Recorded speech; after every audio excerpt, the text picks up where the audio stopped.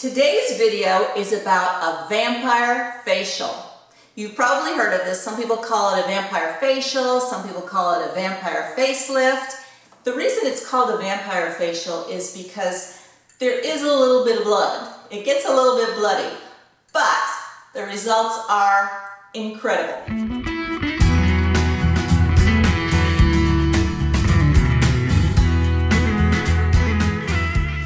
The model that did this just loved the way her skin turned out. This is how her skin looks now, and she is my age, okay? It's worth the blood.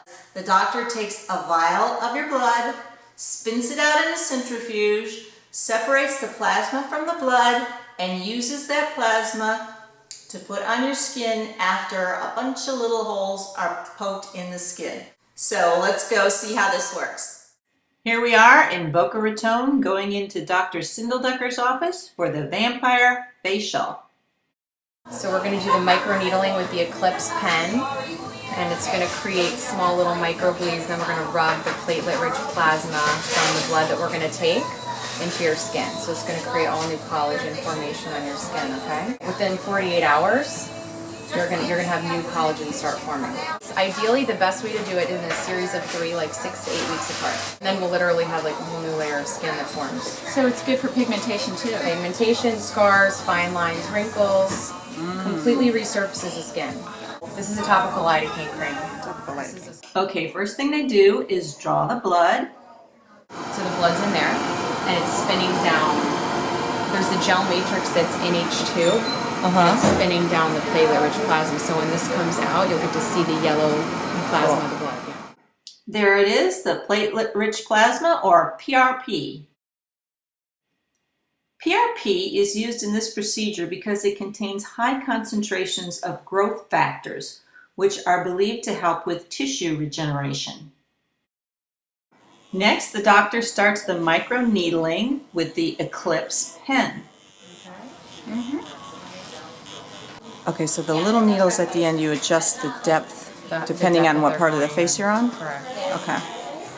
So that's the plasma, and you're rubbing it into the little little holes that you made with the pen. Correct. The doctor also uses the plasma as an injectable, just as she would a regular filler. Okay, now it's 6 weeks after the first treatment. She is back for her second treatment. And you can already see that her skin is much clearer and very luminous. Okay, so take a look at this. On the left is how she looked when she showed up for her first treatment.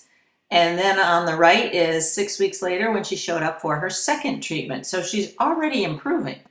In the research I read on this procedure, it says that it gives the skin a more youthful look by taking away that dull look that we get as we get older. The skin has an evenness and a clarity that it didn't have before. A lot of the discoloration is gone and it looks brighter. The pores on my nose have always been kind of big, and it totally shrunk my pores. I mean, like really, they're so much smaller. Reduction in pore size, reduction in pigmentation, fine lines. And here we are, round 2. Plasma into the pen as it's going.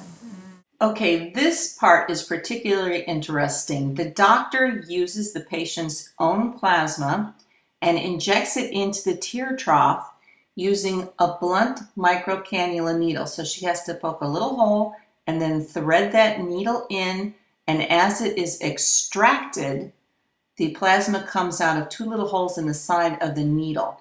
That just gives you a nice fine line that fills up that sunken area in the tear trough. Okay, so this is going to act like a filler? Yes. Okay. In the tear trough.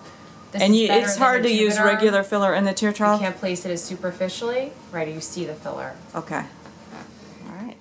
Now for anyone that has dark circles under their eyes, this is a procedure that could really solve the problem. And you don't have to do this in conjunction with the vampire facial if you don't want to. You can do it as a standalone procedure. And not only does it fill in, but it also stimulates collagen regrowth.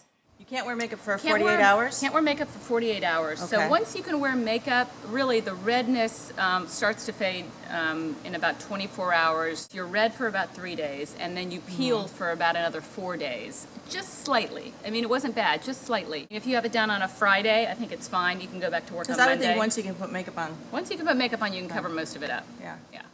Let's take one more look at some pictures. There she is on the left before she started, and there she is on the right. This was taken about 6 weeks or so after her first procedure, and her skin is already glowing. Now here she is on the left before doing anything, and there she is on the right when she was completely finished. You'll notice you can see discolorations on the left, but not in the photo on the right. And here she is with no makeup on. This was taken very recently, and she looks like a kid. How is this possible? She says she can go to the gym with no makeup. She no longer has to wear concealer. Now here she is with full makeup, and you can see the luminosity of that skin underneath coming through. It just looks so firm and fresh. So there you have it. That was the Vampire Facial. And as you can see, the results are pretty amazing. So if you're looking to get a whole new complexion, you might want to give it a try.